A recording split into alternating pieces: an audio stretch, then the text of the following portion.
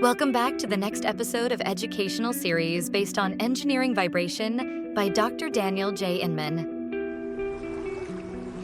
Imagine a bird soaring high above a calm lake.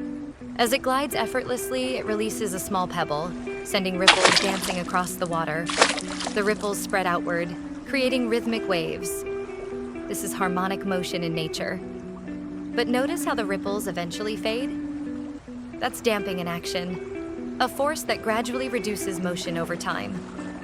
From the gentle swaying of trees in the wind to the controlled motion of an aircraft's landing gear, harmonic motion and damping are everywhere. Engineers use these principles to design stable structures, reduce unwanted vibrations, and ensure smooth performance in aerospace, automotive, and mechanical systems.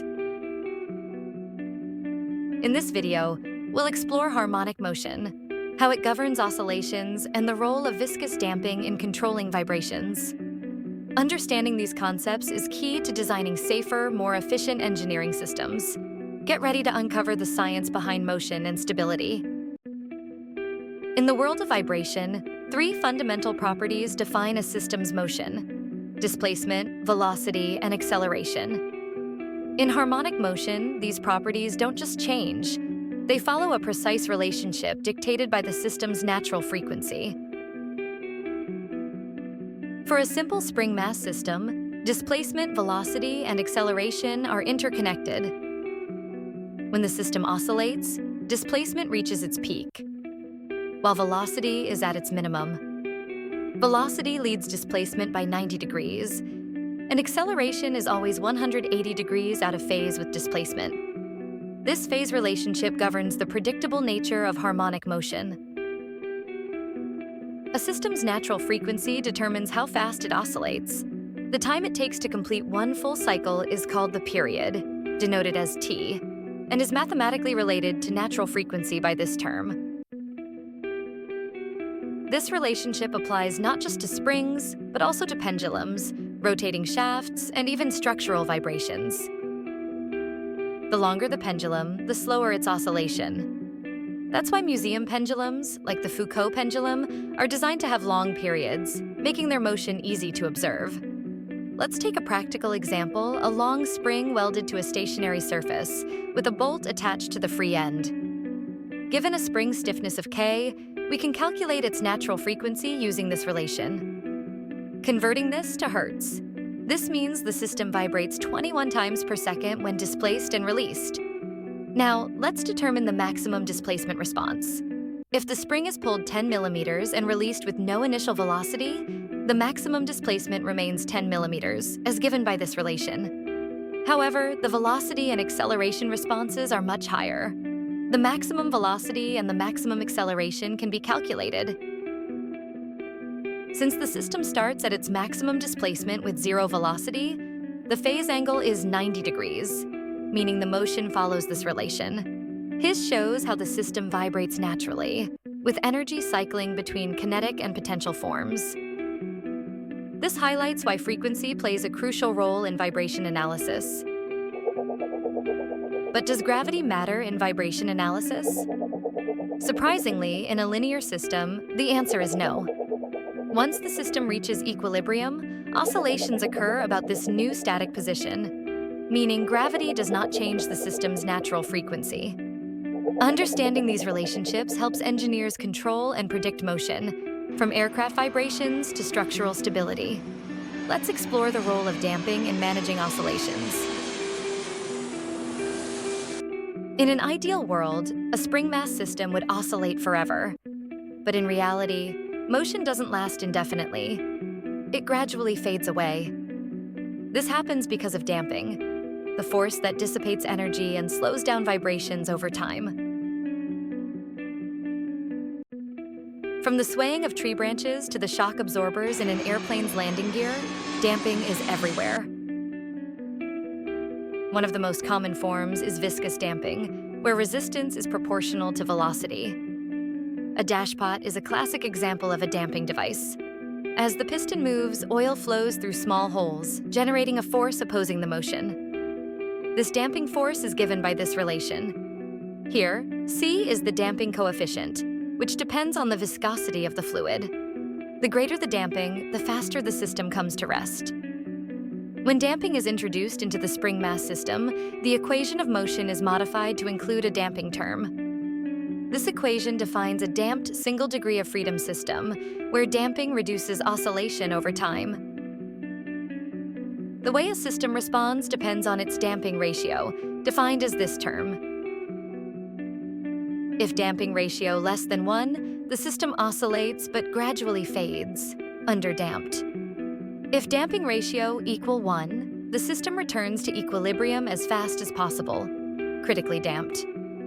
If damping ratio more than 1, the system slowly returns without oscillating, overdamped.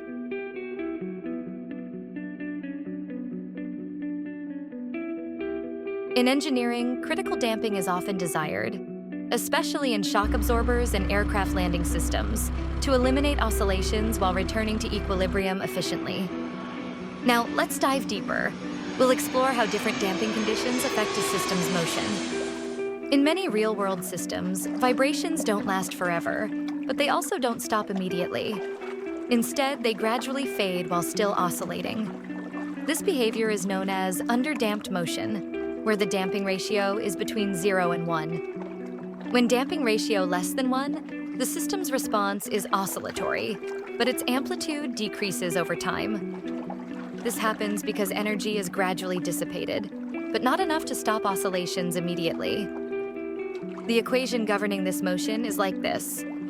Here, A is the initial amplitude. This term controls the decay rate, and this is the damped natural frequency, is given by this term. This means that even though damping reduces motion, the system continues oscillating at a slightly lower frequency than the original undamped natural frequency. The more damping present, the faster the oscillations decay. If we take damping ratio equals 0, we return to pure harmonic motion. But as damping ratio increases, oscillations decay faster. This is why underdamped systems are the most common in engineering. They provide stability while still allowing controlled oscillations.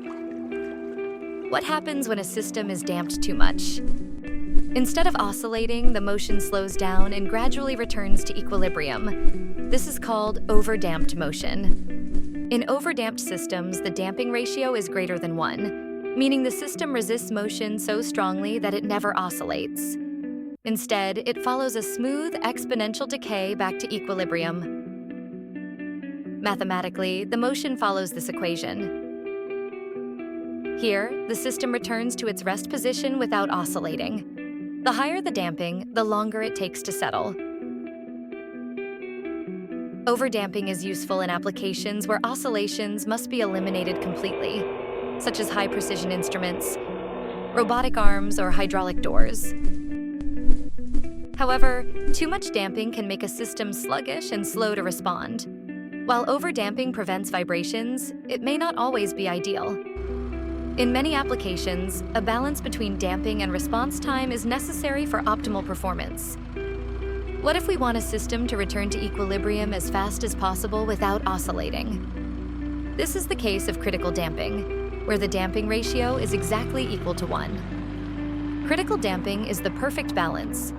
It's the smallest amount of damping that prevents oscillation while allowing the system to return to equilibrium in the shortest possible time. The solution for critically damped motion follows by this equation. Here, the motion doesn't oscillate, but it also doesn't take as long to settle as an overdamped system. In engineering, critical damping is often used in systems where oscillations must be eliminated quickly, such as automobile suspensions. Understanding damping is crucial in engineering. Too little damping, and a system vibrates too much. Too much damping, and it takes too long to settle. But critical damping finds the perfect balance: fast, smooth, and stable.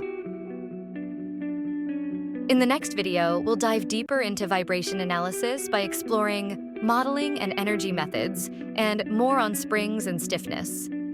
We'll uncover how these fundamental concepts help engineers design stable and efficient mechanical systems. Stay tuned and don't forget to like, share, and subscribe. See you in the next one.